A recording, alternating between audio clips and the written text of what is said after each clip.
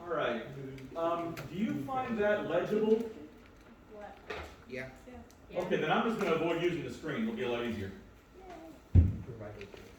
Right, and I won't need to confine myself to just the margins of the board. That'll make it a lot easier for showing examples. And it'll help those of you who are sitting on the margins of the classroom actually see when I get close to the middle. So, question 1. The following points are given in polar coordinates. Translate them into rectangular coordinates exactly. So, it's a little early, I haven't finished the question yet. So, if r is -2 and theta is 7 pi over 4,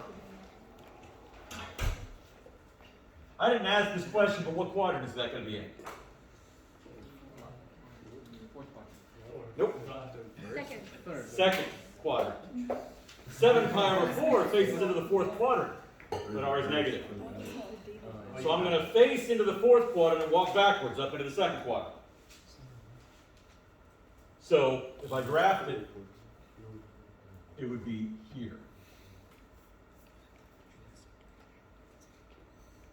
So if I want to describe that in rectangular coordinates, the value of knowing that is I'll have some sense when I've got my rectangular coordinates if it's in the right quadrant or not. If I don't know which quadrant it's supposed to be in, then I can't do that. So it's a good way of catching yourself making errors, which again are inevitable. So how do I find x and y coordinates? X equals r cosine of theta. R times the cosine of theta. X and y is r times the sine of theta. So r is -2. Theta is 7 pi over 4.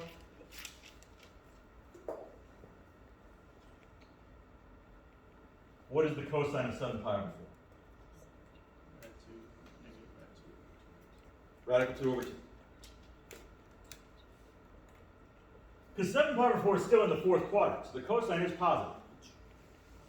So that's going to be negative radical 2. Y is going to be -2 times the sine of 7 pi over 4. What's the sine of 7 pi over 4? It's negative rad 2 over 2. The 2's cancel, and I have a positive root 2. So the coordinates should be negative root 2, root 2. Which is in the correct quadrant. So yeah, that's looks good. Professor? Hmm? Let's say our answer ended up being in the fourth quadrant. Where would we add the pi to go up to the second? In this particular case, if your answer is in a different quadrant, that means you made an error. Okay. There's really no way in this scenario that you should end up in a different quadrant. In which case would you end up in the wrong quadrant? If you were starting from x and y and going to r and theta, you might end up using the inverse tangent, and that's when you end up in the wrong quadrant. Okay. Potential.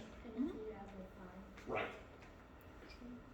It's a quirk of the inverse tangent function that causes that. So if you don't use the inverse tangent, that shouldn't really happen.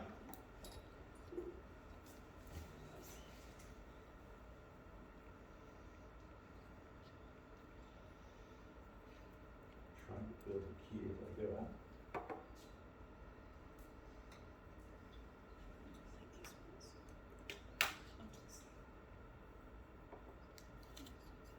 I didn't know you could do that on Google Docs. Huh? I didn't know you could do like math symbols on Google Docs. Oh yeah, Google Docs has a fairly robust equation editor. It's not as good as the one in Microsoft Word, but it is free. So yeah, if you just go to insert equation, it gives you pretty much all the options you're going to need for this class. There is no way to bold it, unfortunately, which I would like to do, but that's not it. All right, same idea here.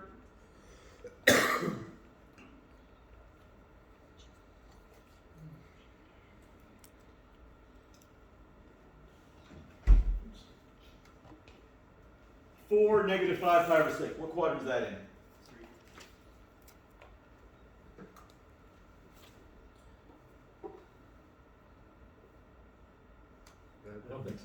quadrant? Third. I don't think so. Second. Wait, I'm sorry, I'm thinking of 7 pi over 6. You're correct. It is the third one, yes. Should be a value.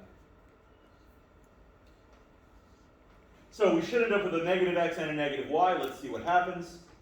The cosine of negative 5 pi over 6. And you know, you might actually find it easier to just add 2 pi to that outright. I can make that equivalent to 7 pi over 6. Same exact position, they're coterminal angles. If I use those for my trig functions, it might be a little easier, because the cosine of 7 pi over 6 is right on the unit circle. It's negative root 3 over 2. The sine of 7 pi over 6 is negative 1/2. So x is going to be 4 times the cosine, which is going to be negative 2 radical 3. And y is going to be 4 times the sine, which is going to be negative 2. So we should have the coordinates negative 2 radical 3, comma negative 2.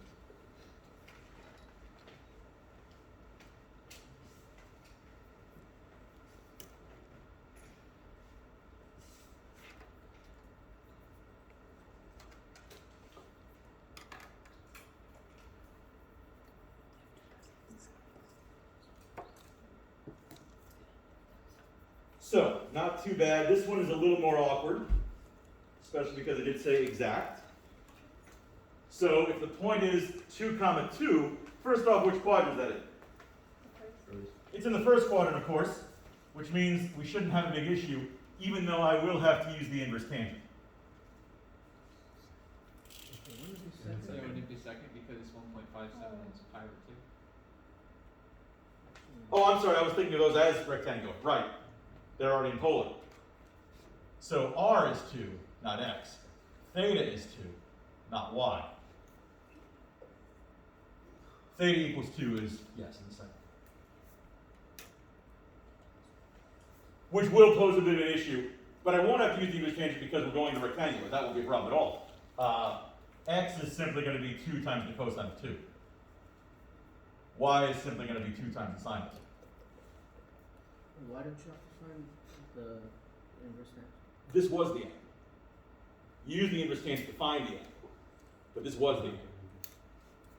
So if I'd given the point in rectangular coordinates, then I might need to use the inverse tangent. But going from polar to rectangular, there's really nothing to be done. Did you write that? That's it. There's no simpler way to write that if you pick with exact answers. You can approximate, of course, but. Now, is it in the second quadrant? Yes, but we don't need to worry about it because that's literally as precise as we can get. So.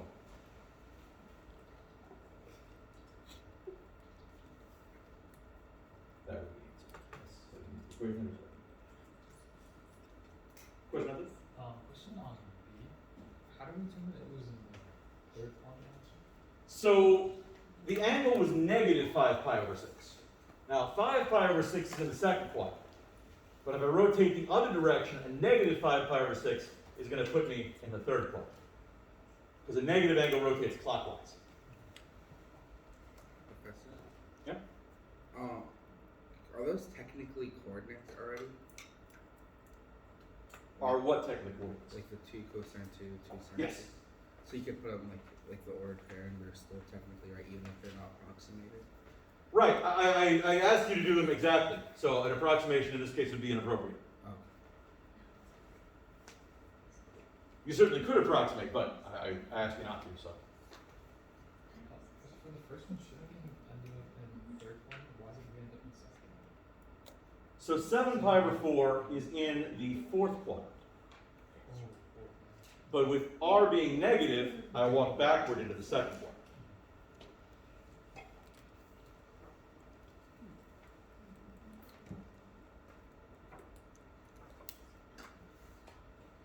For the second one, the only reason why we have 2 pi is because we don't know like the negative data. It's not necessary. If you're comfortable finding the cosine of negative 5 pi over 6, you'll get the exact same result. It doesn't matter. I just transformed to 7 pi over 6 because that was on the unit circle and it was a little easier for me to find cosines and sines, but it doesn't change the results at all. It wasn't a necessary step.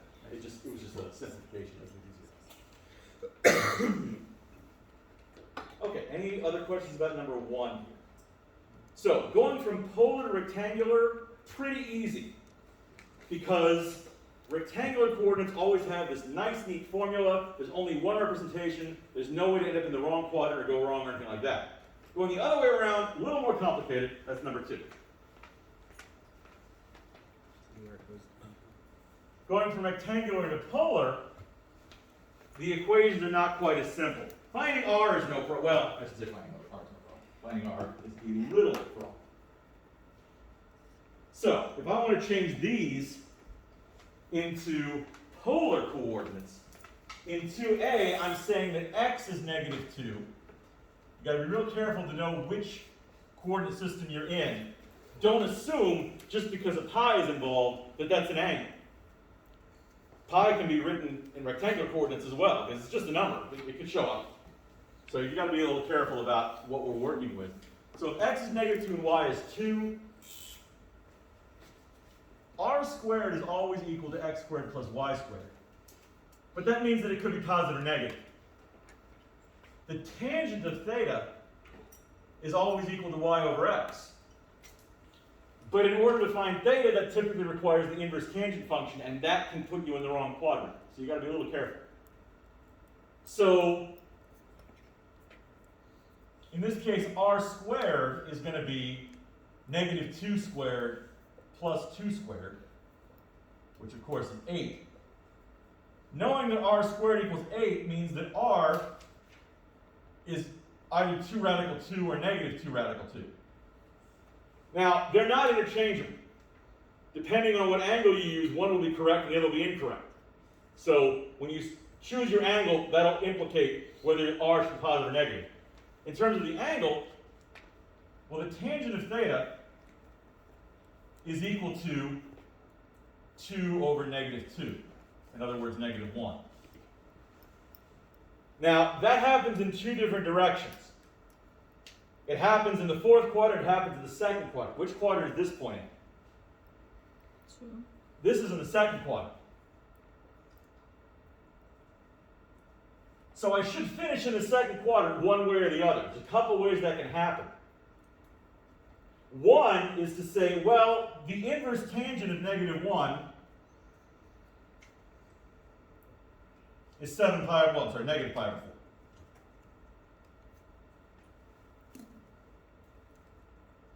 That's in the 4th quadrant. I can fix that by just making r negative. And say, yeah, I'm facing into the 4th quadrant, but I'm going to walk backwards into the 2nd quadrant. So if I write my coordinates as -2 radical 2, comma, -pi over 4, that's correct. Or I can translate the angle into the 2nd quadrant and leave r positive. If I add pi to the angle, I'll get an angle of 3 pi over 4, which is in the 2nd quadrant. So if I go positive 2 root 2 in that direction, that also works. Those are both correct. Either one would be acceptable. Or, if you wrote -2 radical 2, comma, 7 pi over 4, also correct. On the other hand, if you wrote 2 radical 2 pi over 4, that's not correct. If you wrote 2 radical 2 -pi over 4, that's not correct. If you wrote -2 radical 2 3 pi over 4, not correct.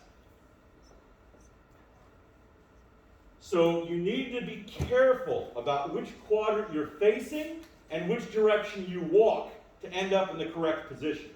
Sean? So it doesn't matter what our angle is, like, it could be It doesn't matter how many times you rotate, as long as it goes. as long as you're facing the appropriate direction. Or facing the exact opposite direction and using a negative r. That's all. So when we're still solving, 7 pi over 4 would be acceptable too. Yes, like I said, this is a correct answer. It's just that 7 pi over 4 is in the 4th quadrant.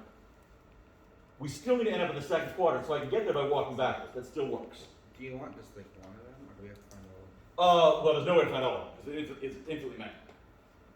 those are correct examples. So any one of those would certainly be completely correct. If we forget to simplify the rad 8 into 2 rad 2, will we get points knocked off? Yes, I would ding you a point for that. Okay. Radicals should always be simplified. That's going to become a lot more important when you get into calculus, and you'll have lengthy, complicated expressions where if you don't simplify the radicals, you can't work with them.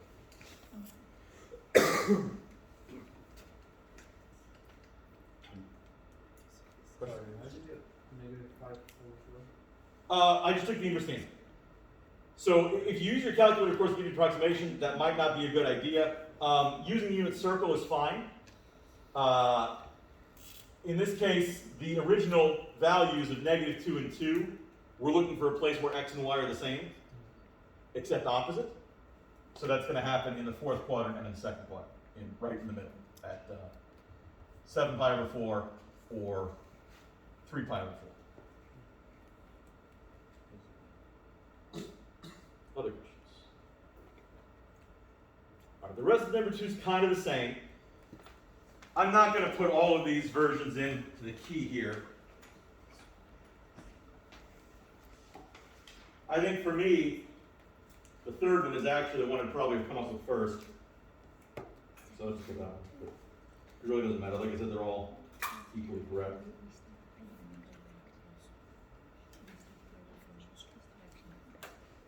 Is there any that are technically harder than the rest to find? I mean, yeah, some require more steps, especially if they're not in even circle. But I'll walk you through that in a moment here. So that's just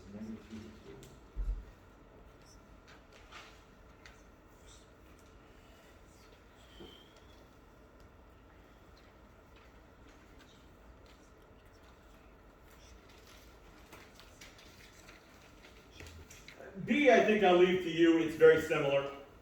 It's just in a slightly different quadrant, so you got to, switch the quadrant, but it kind of works out the same way. Let's look at C.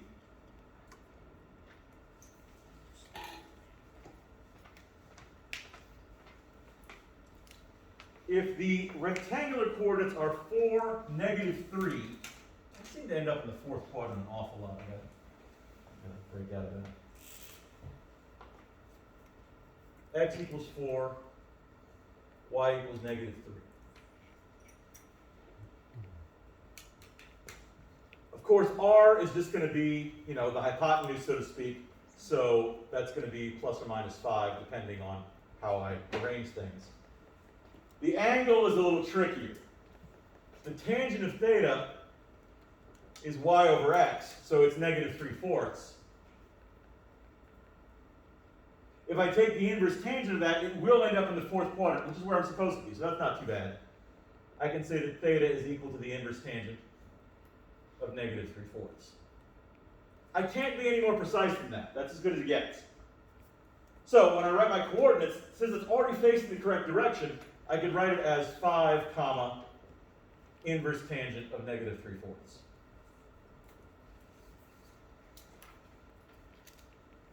Alternatively, if I really wanted to use a negative r value, I could add pi and make that work, but that's just extra work that's unnecessary. So.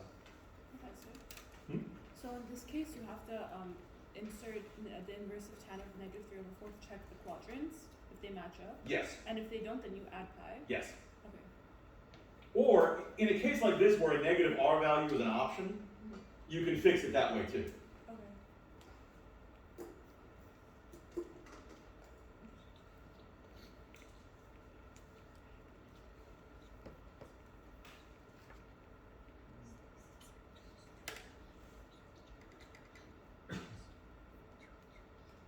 Professor, Hmm? when you do punch it in the calculator, whatever number it gives you, do you look at it as a rectangular coordinate or polar?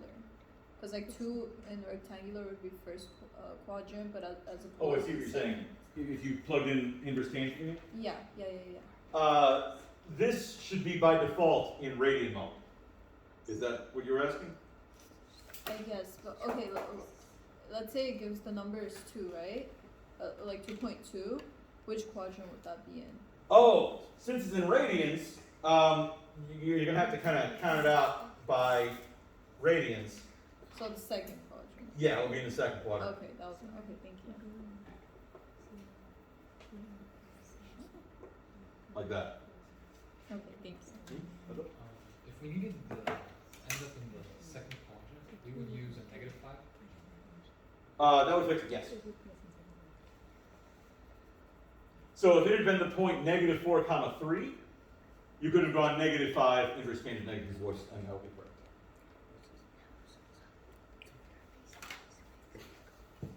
All right. Other questions about that? Yeah. You know at the end, the answer where the 5 is, it's positive because it's in the fourth quadrant and the next is positive. Okay. Yeah, inverse tangent is already in the fourth quadrant. Our original point was in the fourth quadrant, so this is good to go as is.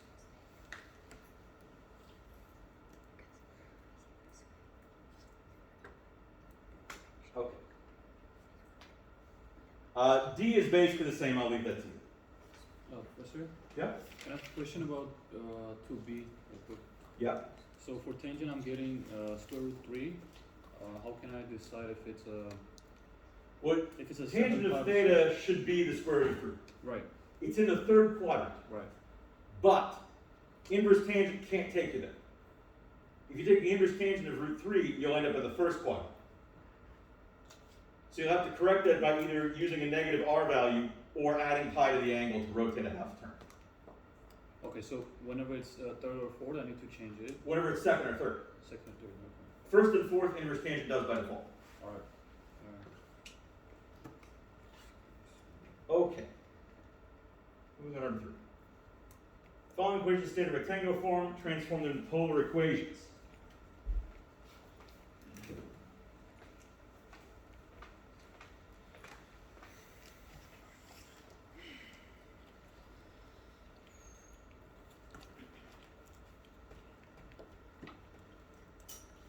So,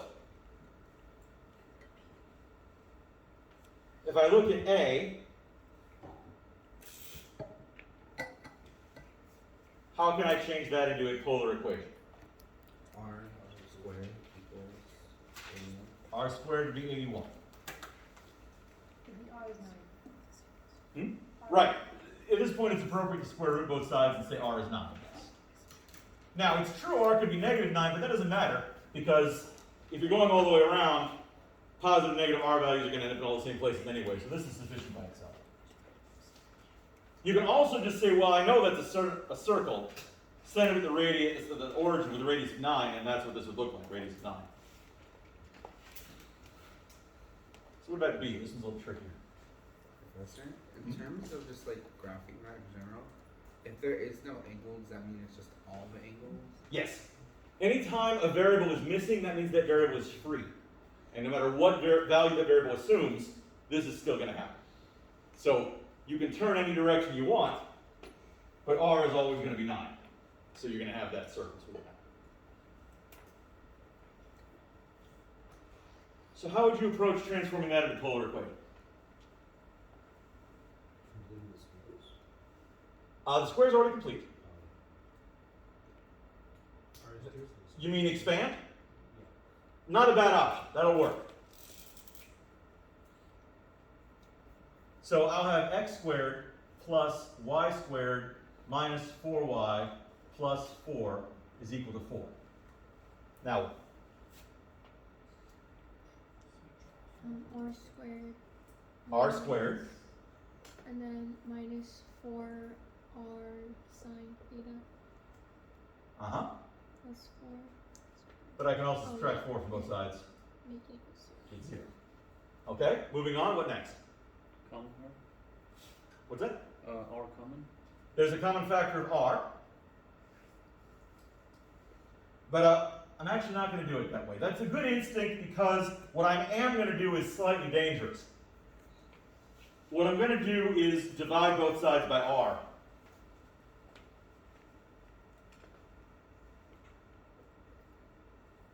The reason why that's slightly dangerous is it's possible for r to be 0 and for me to lose that. But if r is 0, I'm just at the pole. That's not really an issue. As long as somewhere this graph passes through the pole, that won't be a problem. If I divide everything by r, I'm going to get r minus 4 sine theta is equal to 0. In other words,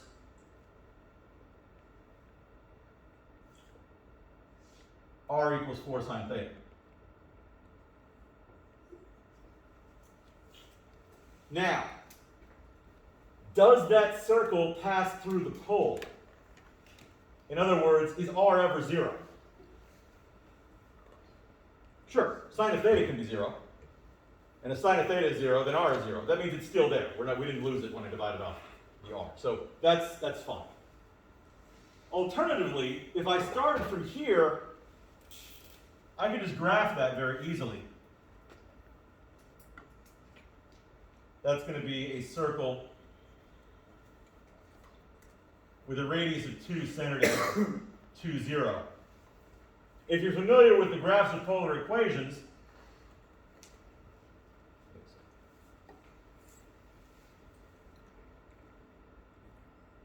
yeah. 4 is going to be the maximum value here. So if you have a circle that is laying along one of the axes, if it's laying along the x-axis, it's going to be r equals, a cosine theta. If it's laying along the y-axis, it's going to be r equals a sine theta. So that can be a shortcut if it's one of those recognizable formulas, but we end up in the same place. This is, again, r equals 4 sine theta. Either one's fine. What does the graph look like? It's just like, never mind.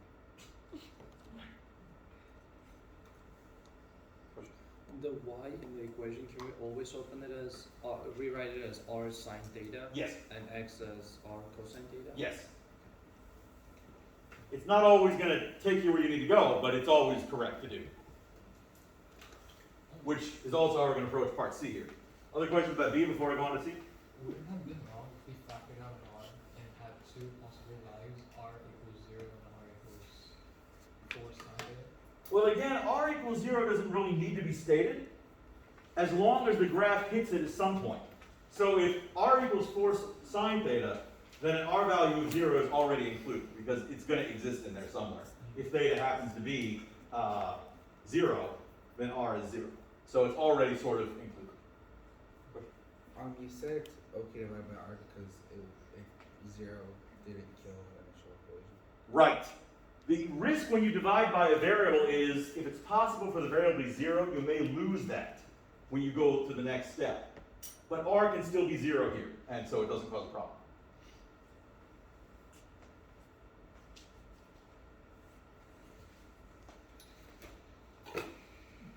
Other questions about B?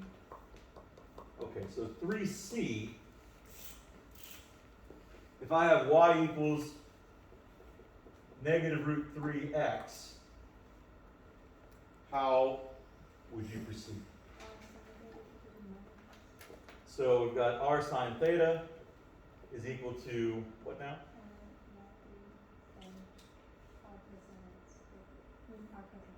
Uh-huh. Now, I mean, technically that is a polar equation, but it can definitely be written easier. Can we bring the cosines to the left and square it to get r equals 3? Squaring it is probably going to move in the opposite direction of what I want. Is it possible for r to be 0? It is possible for r to be 0. Remember, when r equals 0, that's the point 0, 0. Is the point 0, 0 on this graph? Yeah, 0, 0 is the solution. So r could be 0. What if I divide both sides by r? Could it still be 0? Sine theta is equal to negative 3 cosine theta.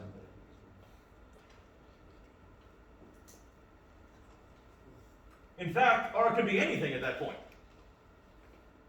So, yeah, that's fine. R equals 0 is still a possibility.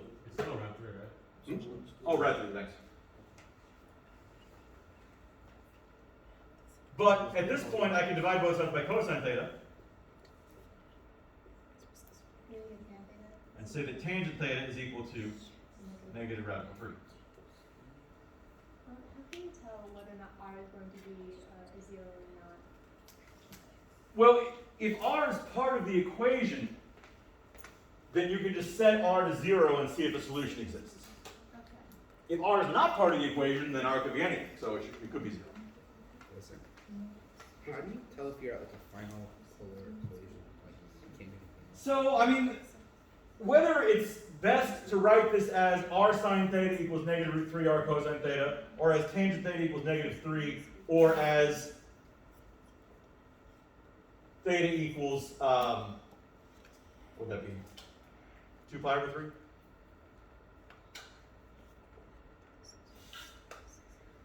I mean, this is the simplest form. But I would accept this, certainly. I don't think I'd like accept this. This could definitely be simplified meaningfully. This one's okay, but if tangent of theta is equal to negative root 3, then there's really only a couple possibilities for theta. And you can just skip What it. about the one on top of it? If we have like sine theta over cosine theta equals. This here? Oh, that one should definitely simplify, because sine theta over cosine theta is tangent theta. So you should definitely write it like that.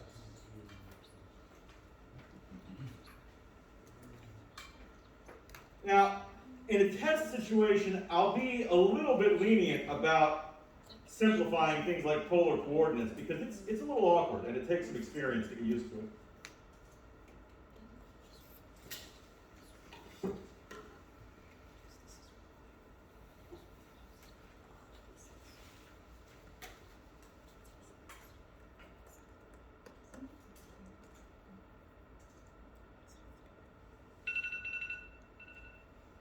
You know, your phone has a do not disturb mode. You just turn that on and that won't happen anymore.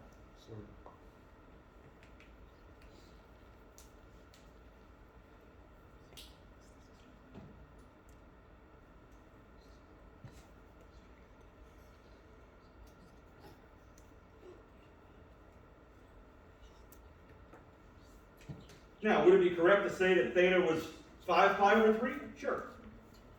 That gives you the same result. The tangent of 5 pi over 3 is also the negative square root of 3. So that's fine too. That's one of the tricky things about polar equations is there are often multiple options to describe the same thing. And it's not always obvious which one is simplest, the way it usually is in rectangular coordinates. But I'll be a little lenient about that, like I said.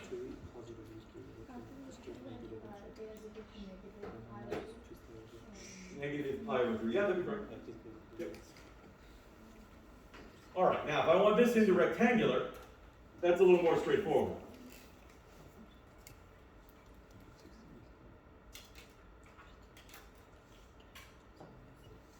So if I have r equals 3 cosine theta, how can I restate that rectangularly?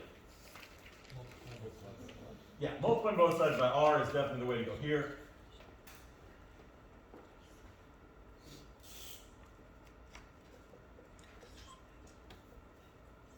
That'll give me r squared equals 3r cosine theta.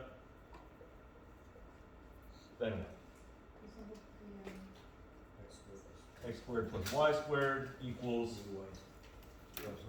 3x. There we go. I'm okay with that as an answer. Of course, it's good practice to get into standard form by completing the square. So let me just show you how to do that. If I subtract 3x from both sides, I'd have x squared minus 3x plus y squared equals 0. If I add a magic number to both sides, I can complete the square. The magic number, once again, is the middle coefficient cut in half and squared. I'm going to leave it as a fraction. In this case, the decimal version is exact, but it's not always, so the fraction is a safer bet. So when you factor this, the complete square is going to be x plus 3 halves squared. The 3 halves is always the same number that we got in this step right here. Plus y squared is equal to 9/4.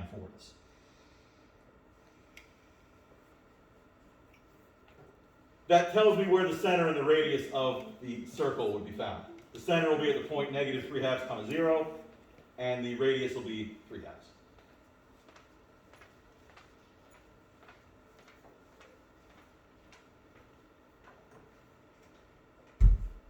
If I were to put this on the test, I would probably use an even coefficient here just to make things a little easier.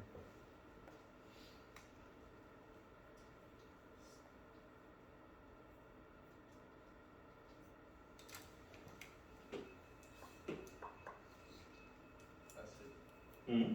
Why did the negative x squared minus 3x change to x squared plus 3x in this next line?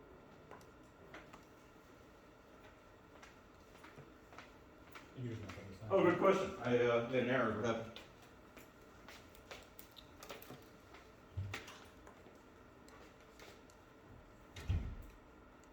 Fortunately, that only changes that symbol right there. Nothing else is going to change. I'm still adding 9/4 to both sides because I squared it, so that won't change the value of the magic number. But that should be it. Oh, I fixed it there. Okay. 2 wrongs make a right after all.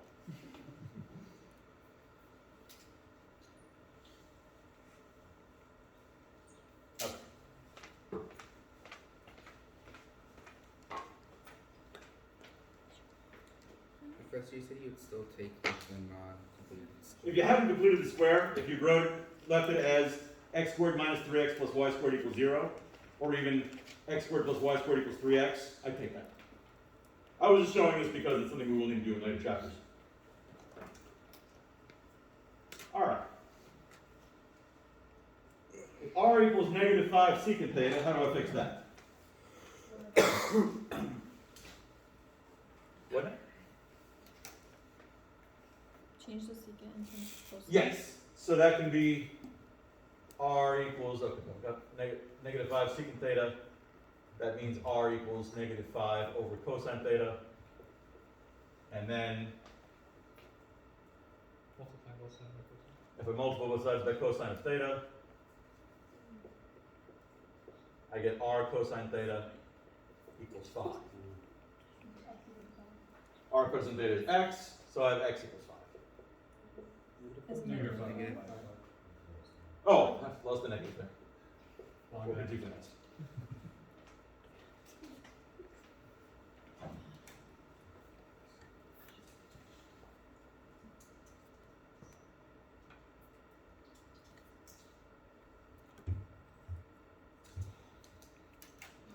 All right. Suppose I have r squared cosine theta is equal to sine theta.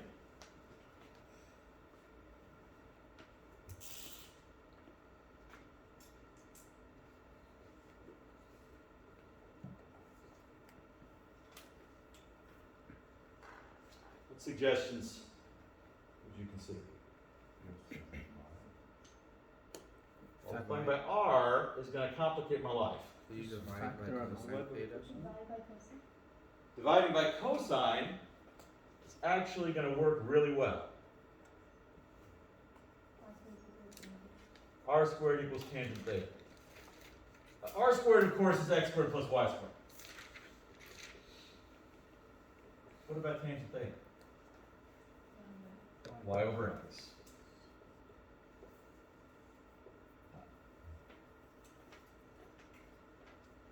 That's not an equation that we've encountered before. There's no standard form to transform it into. So, First there, if you left it as x squared plus y squared equals tangent, is that wrong? yes, because it's not in rectangular. You can't have r's or thetas.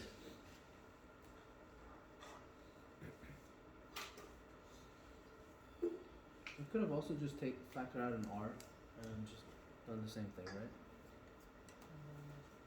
Back to on. From the left side, just so it's r times r cosine, and then just act like the r doesn't exist, do everything else regularly, and then just at the end consider it again. But then you'd have r times x equals sine theta. Yeah, and then I could just show you my work. I mean, of course it should come out the same, but it sounds like that would be more complicated.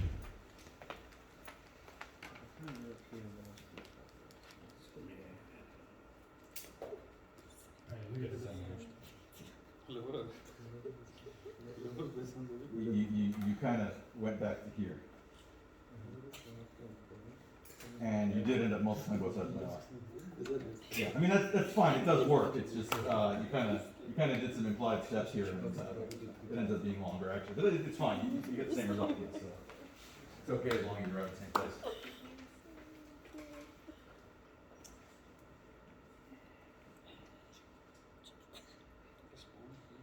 All right. So, what is the graph of r equals 4 minus 3 cosine theta going to look like? What type of graph is this? It is a limousin.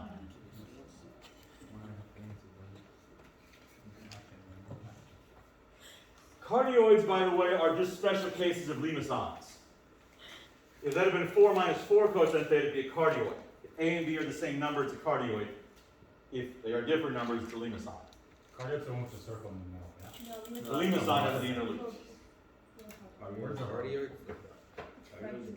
So, I don't know what the Norwegian equivalents are. You'll have to do a little research on your own there. But, so, if r equals 4 minus 3 cosine theta, to graph it, all I really need to know are where the quadrantal points are.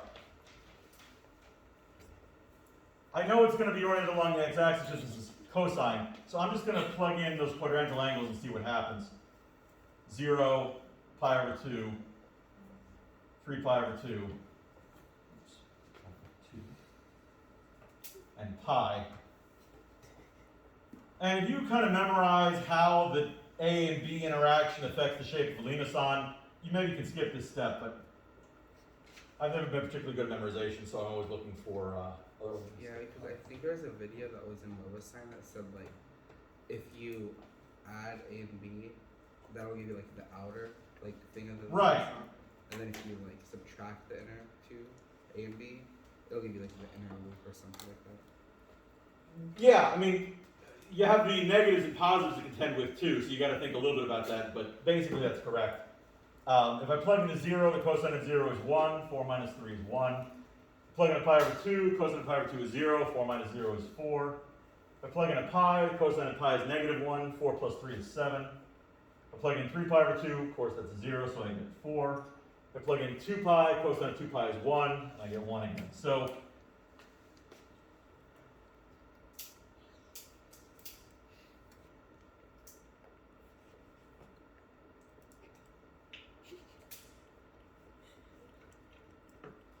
So 0, 1 is going to be here.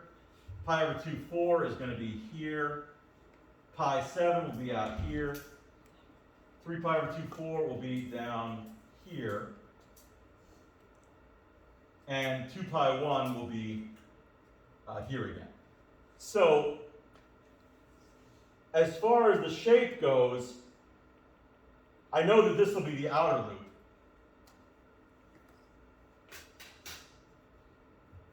The inner loop, I'm guessing, is going to go somewhere around here, but it's not actually showing up in the points that I've graphed. Professor, since A is bigger than B, I don't think it has an inner loop, does it? I thought if A is bigger than B, it's just like the heart shape. It doesn't have the inner loop. It's not technically a cardioid unless they're the same, but maybe there's no inner loop. Let me graph it in Desmos and see. That would explain why I'm not seeing one. There is no loop here, so Check.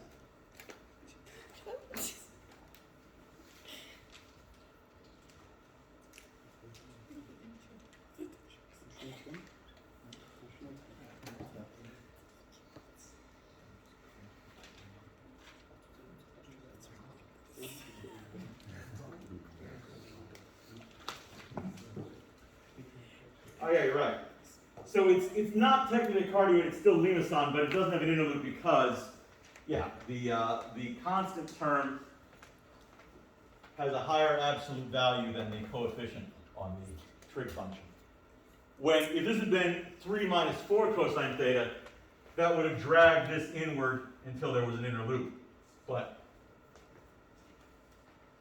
when the constant term is bigger, there is no inner loop. It doesn't fold in on itself. So the constant is either the same as the number or greater than the number, it becomes a cardioid? No, this is not a cardioid. To be a cardioid, they have to be exactly the same. Oh. This is a limison. It just doesn't have an inner loop. Professor, with that graph, you graphed it still with the, like, as if that graph was like the circles, right? Or is this like a regular x and y axis? This is still polar. This is still polar, you just use the quadrantals to make it Yes. easier to. Yes. And are those pretty much all the, like, is that all the points you want from us, or do you want us to get? You don't actually have to show the points at all. Okay. If you're able to construct this graph without doing a table of values, that's fine too. For me, I need the quadrantal points because I don't have memorized how each possible arrangement plays Okay, out. so you just want us to kind of get like the shape of the graph down. Right, this is all that I'm looking for. Okay. I do need some scale, Yeah. Okay. but otherwise this is fine. So we don't need to label the points like we did last test, where it's like. Well, like I said, there does need some scale. Oh. So, I mean, I need to know that this is going to be the notch at r equals 1, and this is out at r equals 7. That much needs to be apparent. By labeling points or by scaling the axes, either one is fine. Like a traditional limison would have another point on the x-axis, right? If the limison has an inner loop, then that means it's going to pull in. So you'd have, you know, something that looked more like this. Does that mean there would be another point like one for the star later? The point at the pole isn't likely to show up on this list. So how would you, besides like knowing that the a value was higher, is there any way else to? That's probably your safest approach, other than graphing a whole bunch of points. But we lose a lot of points if we like add a loop. If you had an inner loop where it's not supposed to be there, then you definitely lose a couple of points, yeah. Like for this one, if like we had like a really stretched out limison, instead of a dip there. It's really hard for me to know hypotheticals how I would grade things without actually seeing them, so it's hard for me to answer a question like that. Any other questions about this exam? Okay.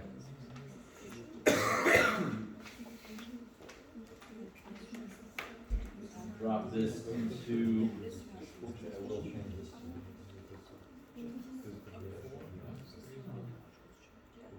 So we're You thank Sean for pointing that out. Thank you, Sean. Professor. Hmm? So we're not going to get the multiple choice graphs, right? No. If you did, they would be extremely similar to each other. They would be very hard to distinguish. So that would not be an improvement. So is there a chance we might get multiple choice there? If I'm feeling mean, yeah. Stop asking. Why? You're getting. Yeah, if you want the questions to be harder, you're getting in that direction. You can definitely do that. This question was Yes, there we go. I'll make a separate form for Daniel, and it'll just be some. Wait, some double it. iterations. just multiple questions that almost always What if we do double or nothing? Mine's twice as hard. They get double the points next time. Yeah, sure. No problem. If it's double the points, it's kind of enticing. Yeah, y'all are gamblers, huh? Yeah. You need to take my stats class. Take my stats class, I'll explain to you why gambling is a terrible, terrible thing to do. You should never do it. Bad idea. You gotta remember about gambling, what's the most important fundamental rule that all gamblers must remember? Never stop. The house. The house always wins. You only lose The when house you win. always wins. You only lose if you quit. If you keep playing, you will win. You Wow, want one Daniel, shot by committing that is absolutely false. You can only lose. I'm the house. Is what you should remember. Always you lose. You'll win eventually. No, there's no reason you can't lose forever. You can literally lose until you die. Nothing's gonna stop the time. By probability, you will hit eventually. But you won't win back the money you lost along the Take way. it alone. Well, you'll have fun. Eventually, the house will And feel then, sorry and for then you. you'll win. Your understanding of money is horrifying. Dylan, question. Well, if you're you're well versed in statistics. So I mean, Daniel, 95% of gamblers quit right before they hit it big. That's what I'm saying. Yeah. Those are quitters, not winners. That's why you don't There's stop. quitters. Yeah, but and what if winners. it's gonna take you 112 years to win big? You got, You're not gonna make it. rolling. Maybe you won't have a choice over whether you quit or not. They're gonna drag you out feet But then I first. won't be a quitter. You think that you got a life support? Everybody quits eventually, man. Only There's clear a better would say. winners always win. I mean, sooner or later you die. There's nothing you can do about that. I never quit. But you quit when you die, is what I'm saying. Well, what if this like? But I never quit my passion. This is what you're gonna Never quit living. So you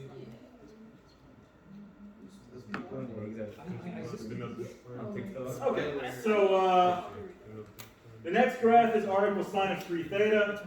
It's a nice 3-petal rose. The only thing that you got to do is figure out a starting point for one of your petals. Just plugging in a 0 for theta works fine. From there, you're just going to propagate the petals around the circle. You do need to know how many petals, of course, for that to work. It's basically the same as finding the entrance of unity. Professor, can you go over again like how you tell me petals? Yeah, so if you have r equals sine of 3 theta, anytime the coefficient in there is odd, that's how many petals you have. Anytime the coefficient is even, you have twice as many. So since this is equal r equals sine of 3 theta, if I set theta equal to 0, well, that won't help because I know the pole. Let's use pi over 2 instead.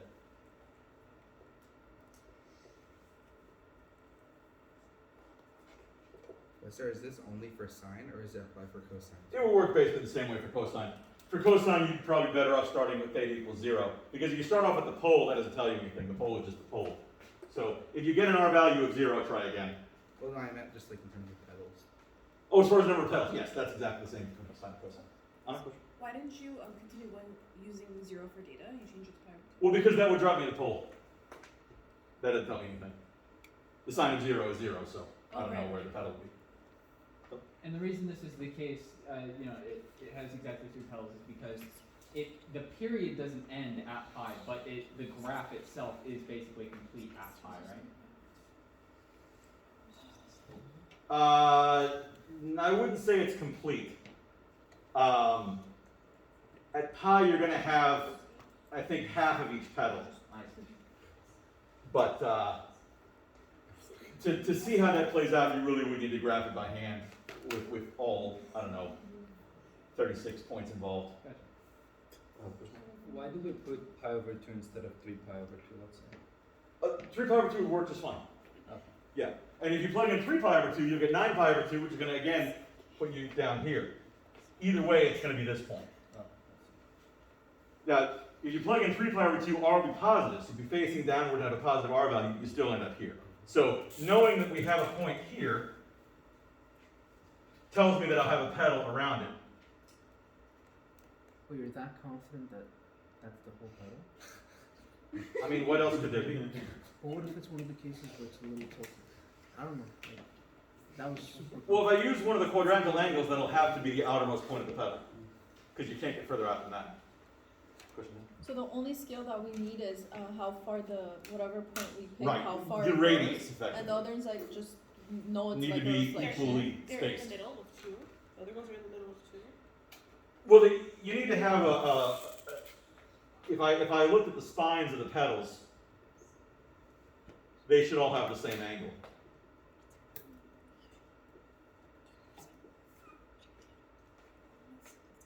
So these 3 angles that I've drawn are the same angle. That's how they're equally spaced. I just want to make sure you chose pi over 2 because it's sine, cosine wouldn't be, you choose pi. Pi would be fine. With cosine 0 would be fine. It's just if I plug 0 in here, it doesn't tell me anything because I end up at the pole. I'm still a little confused as to how you got pi over 2. You said you made theta 0? If I choose 0 for theta, nothing happens. Because the sign of 0 is 0. So that tells me this point, but that doesn't really do anything useful for me. So how'd you get pi over 2? It's the next quadrantal angle. You test. Yeah, I test 0. If that doesn't give me what I need, I test pi over 2. That'll probably work. If it didn't work, I would go on to pi. But either 0 or pi over 2 is always going to work. And So as long as we figure out like your initial side, you can guesstimate how the others look. Yeah, I mean, they're all symmetric to each other. The blades are all exactly the same shape and size. They're just spaced equally around the circles. So as long as you know how many of them there are, that should work fine. for the odd numbered coefficients, they are the exact same number as the petals. Yes, versus if it's an even coefficient, you have twice as many. So if you had, for example, the sine of 6 theta, that would be a 12 petal rose. I'm not going to do that because drawing 12 petals is... Sum of 12.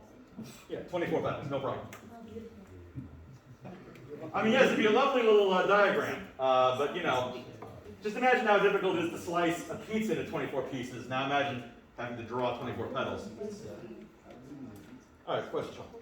So basically, you're plugging in like unit circle values until you get something like you like. Something from the quadrantal angles. So make sure you use 0 or pi over 2. I get when you get r equals -1, but why is the pedal facing downwards? Because r is negative. Why isn't it not to the pedals at the side going towards 1? Because the angle is pi over 2. The angle of pi over 2 is pointing straight up, and r is negative, so I go backwards and end up pointing down. When I plug in 3 pi over 2 instead of pi over 2, I get r is equal to 1. So wouldn't that make it open upwards? But 3 pi over 2 is facing downwards. Oh yeah, yeah, that makes sense.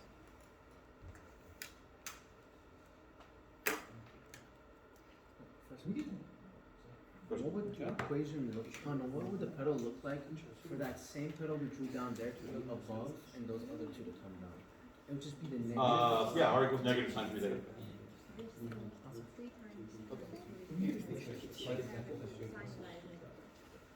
Sure. Professor, would 3 pi over 2 be -1 also?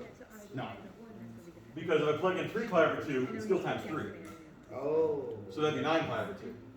9 pi over 2 is coterminal of 3 pi over 2, so I'm facing straight downwards. But the result is going to be a positive one. So the 3, once you separate it, like the 3 times pi over 2, you don't really need the 3. Well, they kind of cancel each other out because of the rotation. It's not that you don't need it, it's just that there's two effects that counteract each other. Wait, I think I just confused myself. So sine 3 pi over 2 is -1. So That's you, correct. So you go to the 3 pi over 2 direction and you go -1, but that's you still go towards that direction. Oh, no, the angle is still pi over 2. Oh, right. Okay, the angle's still pi over 2. Never mind. Yeah, I mean, as part of the calculations, 3 pi over 2 occurred, but that was never theta. Okay, so theta is pi over 2. Theta is still pi over 2. Yeah, no matter what happens in your calculations, that doesn't change the value of theta. It may change the value of r. But,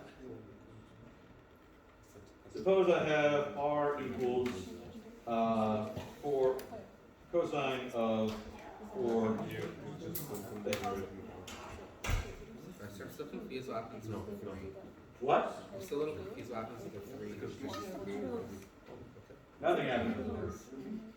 So once you basically get 3 pedals from it, you only need the pi over 2 to actually graph.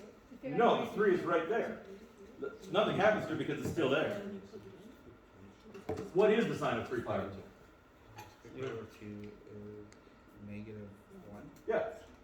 I used it in the calculation. It didn't go anywhere. It's still there. So if I plug in theta equals 3 pi, I'll have r equals the sine of 3 times 3 pi over 2, or whatever I decide theta to be. That would be the sine of 9 pi over 2, which is coterminal with pi over 2. This is 1. So if theta is 3 pi over 2, r is 1. I'm still going straight down. All right, so someone else an example of a different number of petals.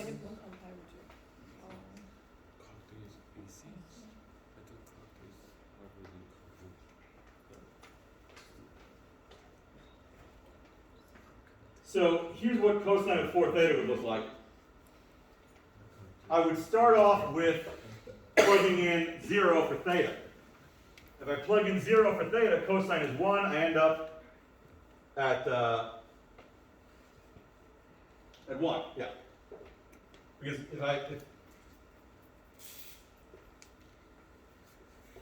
if r equals the cosine of 4 theta, if theta is 0, then I'm still taking the cosine of 0. And r is 1. So I would have this point. Since the petals are all equally spaced, I know that I'll have that one. If they're equally spaced, I need to have, sort of like a dividing line. Imagine, you know, like I said, slicing a pizza to 8 slices. What now? Without projector screen is much better. Oh, without the screen? Yeah. It is nice to be able to write on it, certainly. So I know I'm going to have a pedal going this way. And then I'm going to have 2 pedals between them, so they're going to have to go something like this. Another way of thinking about it is if I need to have 8 pedals total, they're all equally spaced, I'll have to have 1 along each spine, and then a pedal between each of those pedals. And that tells you how big the pedal is going to have to be.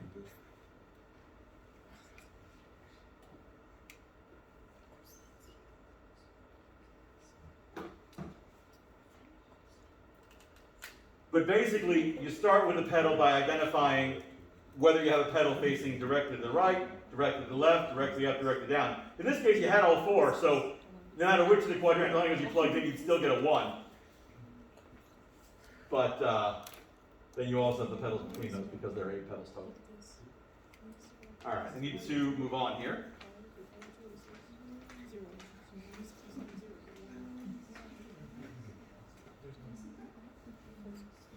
All right, now, looking at the complex parts.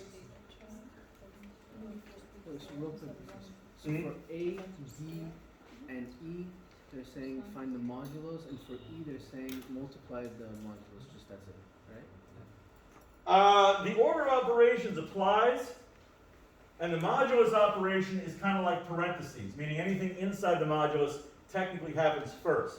Now, you will find that D and E are the same result, but technically they're being done in different orders. Technically in D you find the moduli and multiply them together. In E you multiply first and then find the modulus, but you do get the same result. In other words, multiplication and the modulus operation are commutative.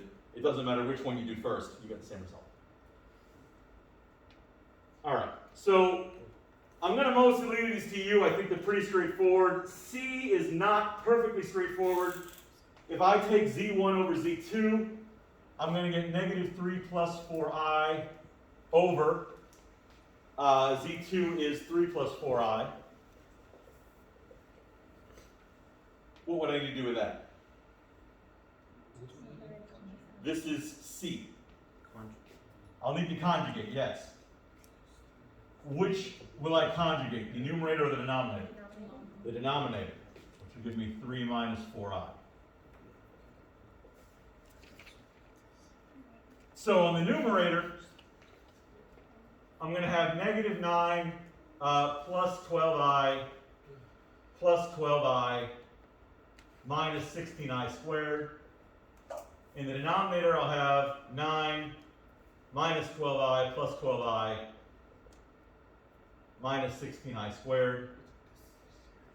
Got to watch your negatives and positives, especially when you have the same number over and over again. It's easy to get them mixed up. In the numerator, I'm going to have negative 9 plus 16 because I squared is negative 1. So that's going to give me a positive 7 in the numerator. For the i's, it'll be plus 24i. In the denominator, the i's cancel. And I have 9 plus 16 gives me 25. You can write it as separate fractions, 7/25 plus 24/25 I. That's fine. This is fine either way. When you're dividing, just like with radicals, you can't end with imaginary numbers on the bottom. The denominator should be real value when you finish. Professor? Yeah? We mostly by the conjugate to get rid of the I? In the denominator, yeah. In the denominator. That's the main goal. Right. Okay. Yeah. The denominator has to be real value.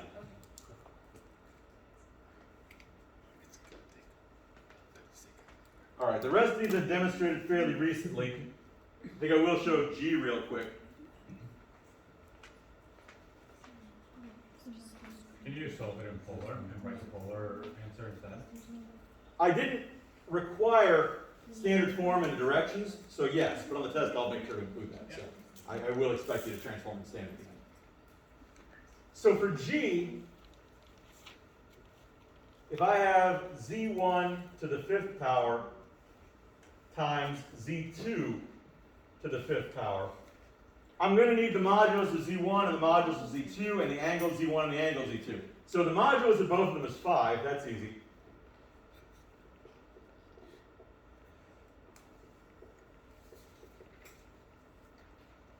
The angles are not quite as straightforward. I'm going to have to use the inverse tangent because those aren't from the unit circle. So Z1, what quadrant is Z1 in? Second quadrant. So if I take the inverse tangent of -4/3,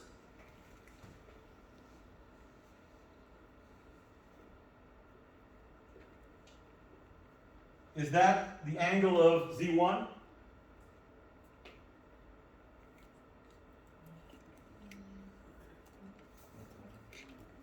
No. Because the inverse tangent does not exist in the second quadrant. This number is supposed to be in the second quadrant. This is in the fourth quadrant. So here's one of those cases where I'd have to add pi to fix that. That's the angle for theta 1. Theta 2, similar idea. I'm still going to take the inverse tangent. It's going to be, in this case, 4/3. Is that correct, or do we need to fix it?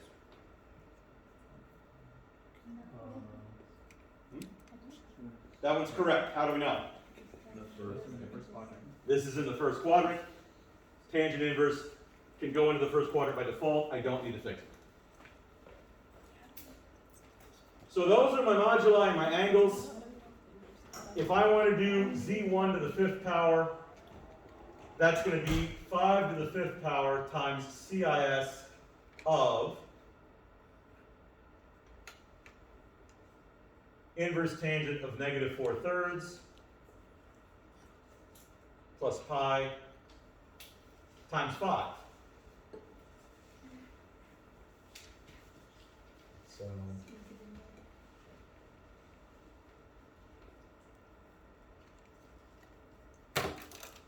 So that is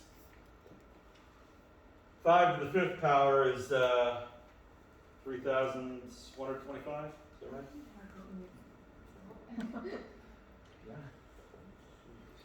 And I'm going to have 5 tangent inverse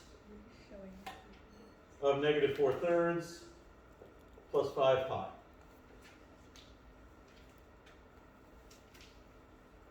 Z2 to the 5th, very similar. The modulus is the same, so it's 5 to the 5th. CIS of, I'm going to take 5 times this angle, so 5 times the inverse tangent of 4/3.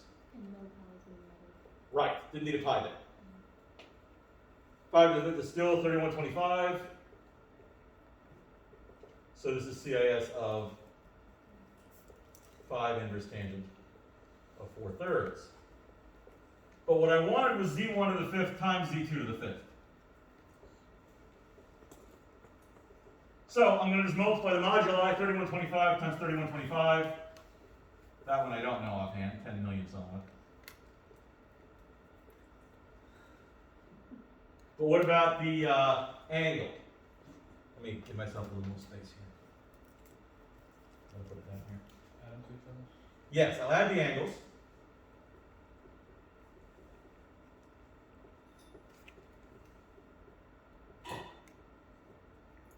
So I'll have CIS of, I'm going to take 5 inverse tangent of -4/3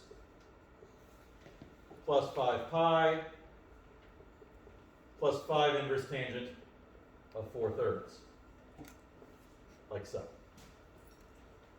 All right, so that's just application of Dumois theorem. Professor? Hmm? Sorry, how are you able to just look at the inverse tan of -4/3 and know which quadrant it's in? Inverse tangent only exists in quadrants 1 and 4. Okay. So if I take the inverse tangent of a positive number, it's quadrant 1. If I take the inverse tangent of a negative number, it's quadrant 4. Okay. So because 4/3 is positive, this is in quadrant 1. Because -4/3 is negative, this is in quadrant 4. Quadrant 1 was good because this is supposed to be in quadrant 1. This was supposed to be in quadrant 2, and that's why the quadrant 4 was no good and I had to add pi. Okay, so yeah, okay, yeah. So tangent inverse is always either 1 or 4? Yes, always. Okay. 1 for positives, 4 for negatives. All right, the good news is this simplifies considerably. What can I do to simplify this?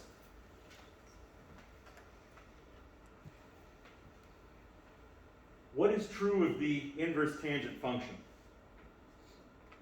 What properties does the inverse tangent function have? It's an odd function.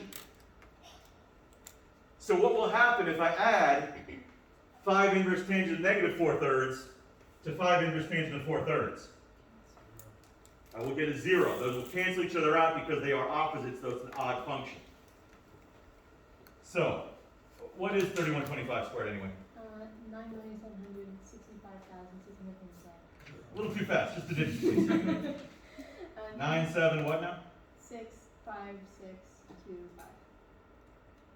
Okay. Yeah. That's pretty close. Almost. So, the angle, though, these will eliminate each other. I'm really just taking CIS of 5 pi. What's CIS of 5 pi? It is negative 1. So the result is going to be negative 9,765,600.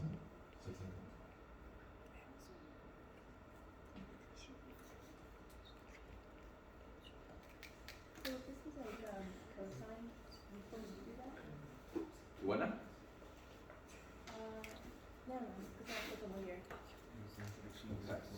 Now, that's a real valued result, which I could have predicted from the beginning, because Z1 and Z2 are conjugates. Therefore, their product is real valued. If I take the product to the 5th power, it's real valued. That's not going to happen with Z3 to the 7th power. With Z3 to the 7th power, I'll have to leave to U.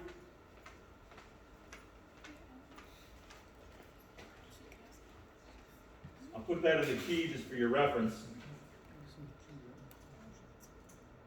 Professor, is there any way for you to do F as well? If you have What's time? that? Is there any way for you to do F as well if you have time?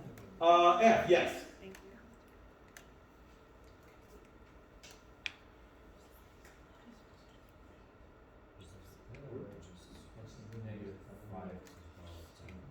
Also correct. Technically, it's not simple. If it were like 10 to a power, I could see that being something you get away with, like a scientific addition that way. But a power of 5 really should be evaluated. Just a quick question about this. Why is it 5 times tan inverse negative 4/3 instead of just the whole thing being divided by 5? Because I took it to the power of 5, not a power of 1/5. Oh. When you're doing roots, you're doing a fractional power, and that's why you divide the argument. Oh, I see. All right, F. It's kind of debatable whether it's faster to go with polar or rectangular on this one. I'm going to go with rectangular because I can probably work a little faster that way. So we're going to have Z1, Z3 over Z2, Z4, Z5.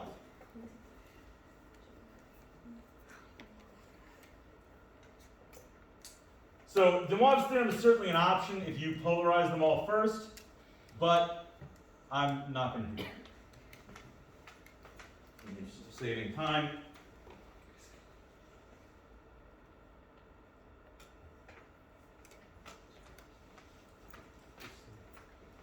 So I've got negative 3 plus 4i up here, along with negative 2 minus 5i. And underneath I have 3 plus 4i, 6 minus 2i, and negative 7. So, just got to get multiplying. In the numerator, I'm going to have 6 plus 20 is 26.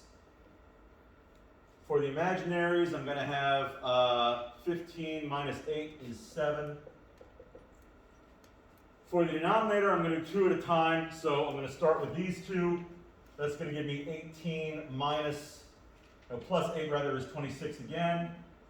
I'm going to have negative 6 plus 24 is plus 18i. But then I still have the negative 7i that I'll need to distribute through.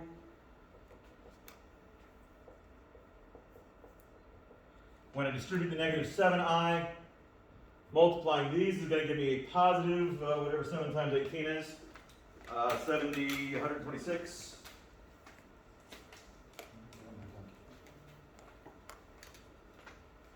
Oh, there it is.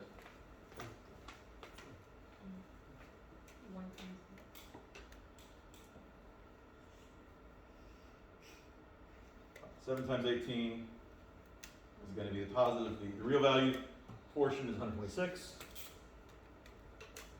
The imaginary portion is going to be 7 times 26,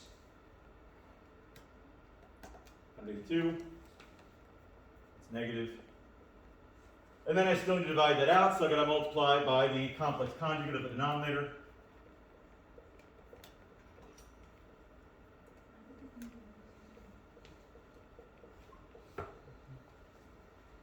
So in the numerator,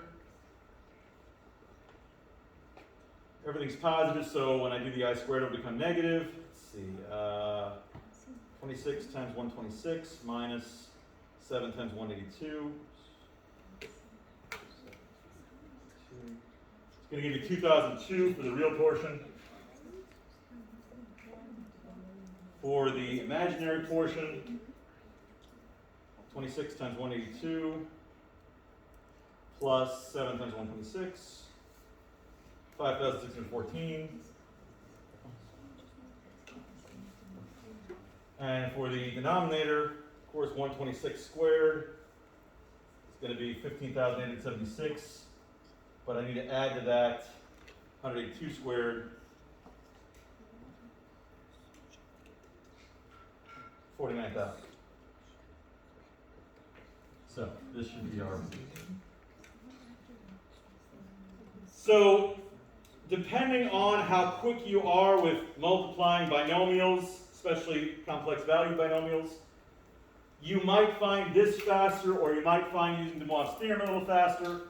I think for you, De Moivre's theorem might be a little faster. That would involve finding the modulus and angle of each first, but you probably will need to do that for a couple of these anyway, so it's not like you're duplicating all that much work.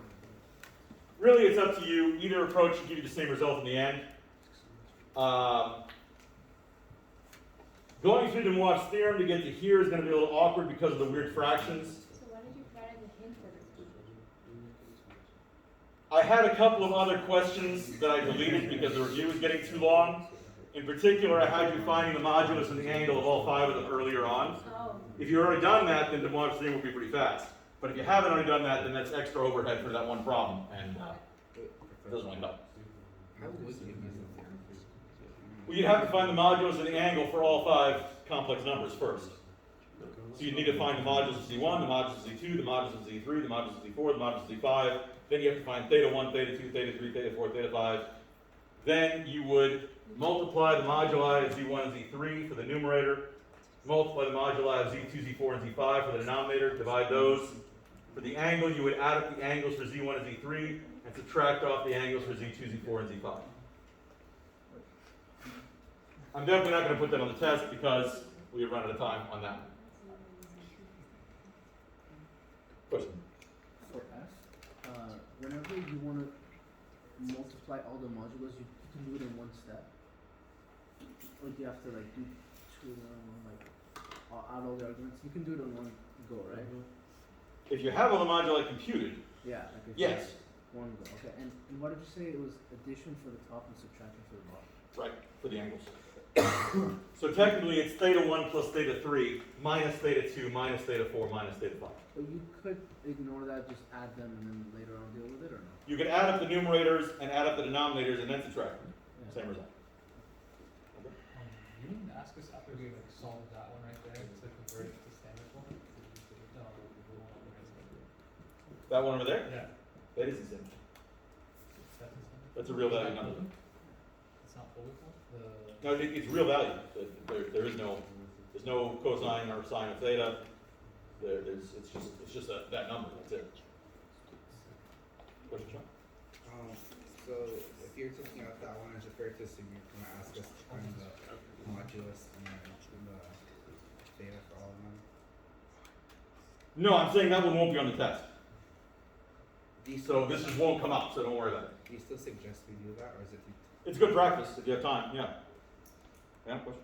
For D, do you just find the moduli for each one of them and just multiply them together? Yes. Just like two whole numbers multiplied together? Exactly. And then for E, you just FOIL the 3 and 4 and then find the moduli of Yes. that A You plus will get B. the same result, Oh, but you're doing it two different orders. I see. Okay. So when we're working with the moduli in division, we would do z1 times z3 divided by z2 times z4 times z5, like the moduli. Yes. Okay. Moving on here. So are the moduli and the actual like equation interchangeable? Any Moduli and what now? like the equation, like the z. There are no equations. Like the z equals required. If I'm understanding the answer to the question correctly, the answer is no. The modulus is a property of a complex number. It is not a complex number. Okay.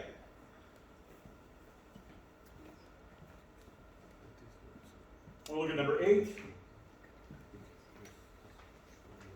Because it's the most different from one that I've done before. It's not super different. It's still the Moiv's theorem. But we're starting with a complex valued number. So in number 8, if z is negative 81 minus 81i, we need to find the modulus of z and the angle of z, of course. The modulus of z is going to be 81 squared plus 81 squared. Add them up, take the square root, we're going to get 81 square roots of 2.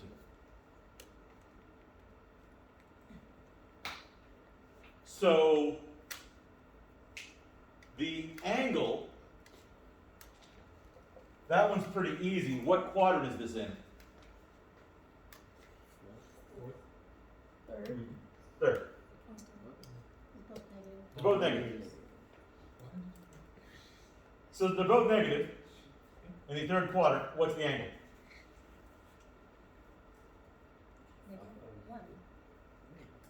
The tangent of theta is positive 1. But the angle is 5 pi over 4. Because x and y are the same, a and b are the same, however you want to look at that. That tells me that I'm going directly through the middle of the quadrant here. So it's one of the angles over 4. You know, like you might have pi over 4, or 3 pi over 4, or 5 pi over 4, 7 pi over 4. Those are always directly in the center of their quadrant. This one's in the center of the quadrant, so it's 5 pi over 4. Now, of course, you can take the inverse tangent of 1, get pi over 4. That's in the wrong quadrant. I have to add pi to get it 5 pi over 4. A couple ways you can go about it, but that's the angle we're going to use. Once I've identified that, I can say that z to the 1/4 power is equal to 81 radical 2 fourth rooted. And then I'm going to have CIS of 5 pi over 4 plus 2k pi over 4. So the fours cancel out and then it becomes pi over 2. So 5 pi plus.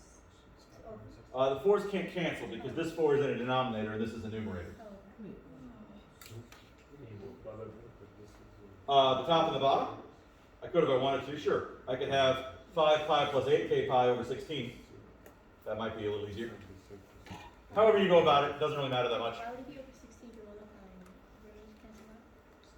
Well, if you multiply the top and the bottom by 4, the 4 in the bottom doesn't cancel.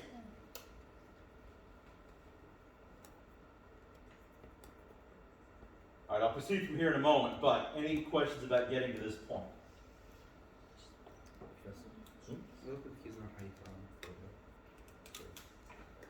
When a and b are the same, theta is over 4. Always? always. Because in the unit circle, it's like root 2 over 2, root 2 over 2, root 2 over 2 negative root 2 over 2, etc. So those are always going to be ones right in the middle, because you're going to have an inverse tangent of 1 or negative 1, and you'll always be right in the middle of the quadrant that way. Other questions? Just to confirm, we ended up at power 4 when we took the negative tan inverse, and then because we needed to be in the third, we just Adding pi would be, yes. I feel like you had a trick. How'd you do the modulus so easy without like writing it out? You know, honestly, it would take longer to explain the shortcut than just to do it by hand. So, the modulus of z is equal to 81 squared plus 81 squared square rooted. So the modulus of z is equal to the square root of 2 times 81 squared. So if I factor out the 81 squared, comes out of the square root as 81, and I have the square root of 2.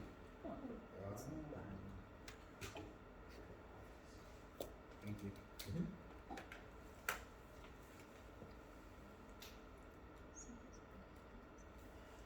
So theta has finance as correct? No. Everybody okay to hear before I proceed? All right, so 4th root of 81 radical 2. Going back to our algebra a little bit. First of all, I can separate that into the 4th root of 81 times the 4th root of the square root of 2. In here, how you set it up doesn't matter all that much. I'm going to leave it as is for now, and we'll sort that out in a moment.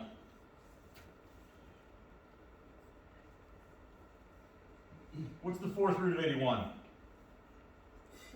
3. How can I simplify the 4th root of the square root of 2? 6th root? What's that? 6th root of 2, is that right? No, but you're kind of on the right track. Second root of 2? This is a 1/4 power. This is a 1/2 power. If I apply them in sequence, it's a 1/8 power. That's the 8th root of 2. If you leave it as the 4th root of the square root of 2, I'm not going to have a problem with that, but also I'm not going to put that particular complicated thing on the test. But that's a simpler version of that. So, in terms of the angles,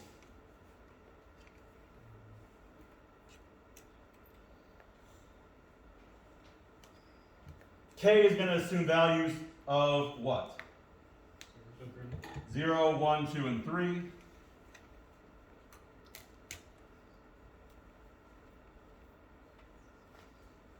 So if I plug in a 0 for K, I'm going to get 5 pi over 5 pi over 16 rather.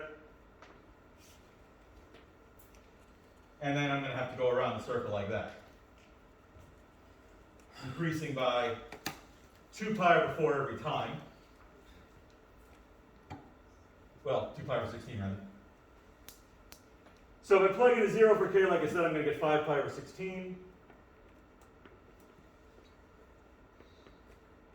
If I plug in a 1 for K, I'm going to get 5 pi over 4 plus 2 pi all over 4. However you simplify that and work it out, you're going to end up with 13 pi over 16. And then I'm going to increment by the same amount, end up with 21 pi over 16 and 29 pi over 16. Let's Is that use it? So, z to the 1/4 power is going to equal 3 8th roots of 2 times CIS of 5 pi over 16, or 3 8th roots of 2 times CIS of 13 pi over 16, or 3 8th roots of 2 times CIS of 21 pi over 16, or 3 8th roots of 2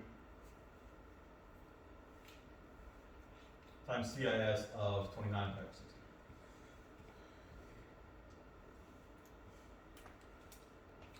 16. In this particular case, I'd be fine with you leaving these in polar form, because translating in standard form is just some extra headache, and it's not going to come out neatly, because 5 pi over 16 and things like that on a unit circle. Of course, you could technically use half angle formulas to get exact values, but I'm not going to do that. All right. So, there will be nth roots on the test. They will probably be a little simpler than this example, but this procedure does describe how to get there.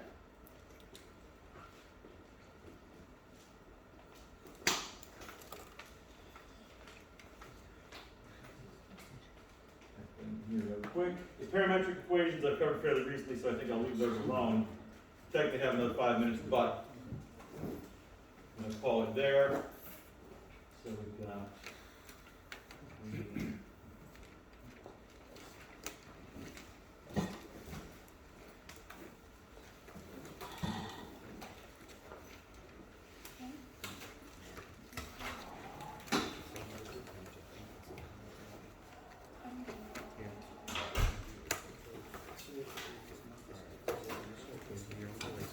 So if you have any further questions, of course, stick around. I will have office hours after class.